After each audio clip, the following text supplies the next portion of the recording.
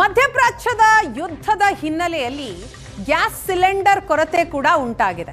ಆದರೆ ಇದನ್ನ ತಪ್ಪಿಸೋದು ಹೇಗೆ? ಅದಕ್ಕೆ ಪರ್ಯಾಯ ವ್ಯವಸ್ಥೆಗಳನ್ನು ಕೂಡ ಹುಡುಕಲಾಗ್ತಾ ಇದೆ. ಕೋರಮಂಗಲದಲ್ಲಿ ಹಸಿ ಕಸದಿಂದ ಬಯೋಗ್ಯಾಸ್ ಮೂಲಕ ಗ್ಯಾಸ್ ಉತ್ಪತ್ತಿ ಹಾಗೂ ಮಾರಾಟ ಮಾಡಲಾಗ್ತಾ ಇದೆ. 13 ಟನ್ ಕಸದಿಂದ 7 ರಿಂದ 8 ಸಿಲಿಂಡರ್ ಗ್ಯಾಸ್ ಉತ್ಪತ್ತಿ ಮಾಡಬಹುದು. 120 ಕೆಜಿ ಗ್ಯಾಸ್ ಉತ್ಪತ್ತಿ ಮಾಡಿ ಎಲ್ಲ ಹೋಟೆಲ್ಗಳಿಗೂ ಮಾರಾಟ ಮಾಡಬಹುದು. ಕಳೆದ 8 ವರ್ಷದಿಂದ ಬಯೋಗ್ಯಾಸ್ ಮೂಲಕವೇ ಗ್ಯಾಸ್ ಉತ್ಪತ್ತಿ ಮಾಡಲಾಗ್ತಾ ಇದೆ.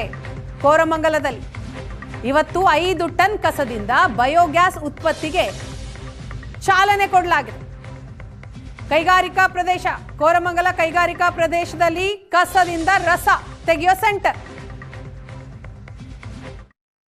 ಕೊಲ್ಲಿ ರಾಷ್ಟ್ರಗಳಲ್ಲಿ ಈಗಾಗಲೇ ಯುದ್ಧದ ಎಫೆಕ್ಟ್ ರಾಜ್ಯಕ್ಕೂ ಕೂಡ ತಟ್ಟಿರುವಂಥದ್ದು. ಸದ್ಯಕ್ಕೆ ರಾಜ್ಯದಲ್ಲಿ ಅದರಲ್ಲೂ ಸಿಲಿಕಾನ್ ಸಿಟಿಯಲ್ಲೂ ಕೂಡ ಸಿಲಿಂಡರ್ ಅಭಾವ ಆಗಿರುವಂಥದ್ದು. ಆದರೆ ಕಸದಿಂದ ರಸವನ್ನು ಮಾಡಬಹುದು ಅನ್ನುವಂಥದ್ದನ್ನು ಈಗ ಕೋರಮಂಗಲದಲ್ಲಿರುವಂತಹ ಇಂಡಸ್ಟ್ರಿಯಲ್ ಏರಿಯಾ ಇಲ್ಲಿ 5th ಬ್ಲಾಕ್ನಲ್ಲಿ ಕಸದಿಂದ ರಸ ಅನ್ನುವಂತಹ ಒಂದು ಕೇಂದ್ರವನ್ನೇ ರಚನೆ ಮಾಡಿಕೊಂಡು ಅಲ್ಲಿ ಏನು ವೇಸ್ಟ್ ಗಾರ್ಬೇಜಿಂದ ಗ್ಯಾಸನ್ನು ಉತ್ಪತ್ತಿ ಮಾಡಲಾಗುತ್ತೆ.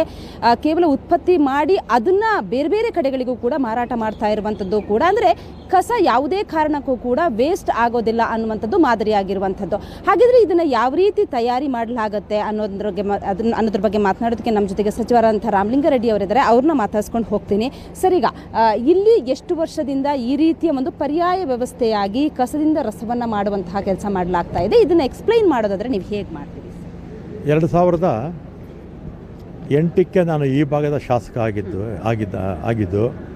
ಆಗಿದ್ದೆಲ್ಲ ಡಬ್ರೀಸ್ ಅಲ್ಲಿ ಹಾಕ್ಕೊಂಡಿರೋರು. ಈ ಸುತ್ತಲೂ ನಮ್ಮಲ್ಲಿ ಕೋರಮಂಗಲದಲ್ಲಿ ಮರಗಳು ಜಾಸ್ತಿ, ಎಲ್ಲ ಅದನ್ನು ರೆಂಬೆಗಳೆಲ್ಲ ಕಡಿದಿದ್ದನ್ನೆಲ್ಲ ಇಲ್ಲಿ ತಂದು ಹಾಕ್ಕೊಳ್ಳೋರು, ಸುತ್ತಮುತ್ತಲು ಎಲ್ಲ ಪಾರ್ಕಿಂಗ್ ಮಾಡ್ಕೊಳ್ಳೋರು. ಆಮೇಲೆ ಅದನ್ನೆಲ್ಲ ಕೂಡ ಖಾಲಿ ಮಾಡಿಸಿ ನಮ್ಮ ಸಾಲಿಡ್ ವೇಸ್ಟ್ ಮ್ಯಾನೇಜ್ಮೆಂಟ್ಗೆ ಇದನ್ನು ಬಳಸ್ತಾ ಇದ್ವಿ. ಆಮೇಲೆ ಕಾರ್ಬನ್ ಮಾಸ್ಟರ್ಸ್ ಅಂತ ಒಬ್ಬರು ಬಂದರು. ಅವರು ಹಸಿ ಕಸದಿಂದ ನಾವು ಗ್ಯಾಸ್ ತಯಾರಿಸ್ತೀವಿ ಅಂಥೇಳಿ ಅವರು ಬಂದಂಥ ಸಂದರ್ಭದಲ್ಲಿ ನನಗೂ ಕೂಡ ಇದು ಒಳ್ಳೆಯ ಕಾರ್ಯ, ಹಸಿ ಕಸ ನಮ್ಮ ಏನು ಡಂಪಿಂಗ್ ಯಾರ್ಡ್ಗೆ ಹೋಗ್ತಾ ಇದೆ, ಅದ್ರ ಬದಲು ಗ್ಯಾಸು ಉತ್ಪತ್ತಿ ಆಗುತ್ತೆ, ಡಂಪಿಂಗ್ ಯಾರ್ಡ್ಗೆ ಹೋಗೋದಿಲ್ಲ ಅಂಥೇಳಿ ಪರ್ಮಿಷನ್ ನಮ್ಮ ಲಕ್ಷ್ಮೀನಾರಾಯಣವರು ಅವಾಗ ಕೊಟ್ಟರು. ಕಾರ್ಪೊರೇಟ್ರು ಚಂದ್ರಪ್ಪ ಅವರಿದ್ದರು.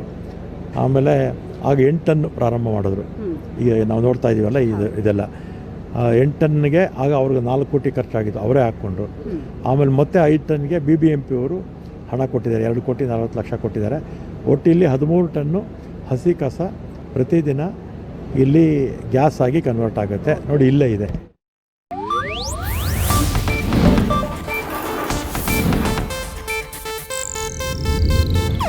ಇದು ಏಷ್ಯಾನೆಟ್ ನ್ಯೂಸ್ ನೆಟ್ವರ್ಕ್ ಪ್ರಸ್ತುತಿ.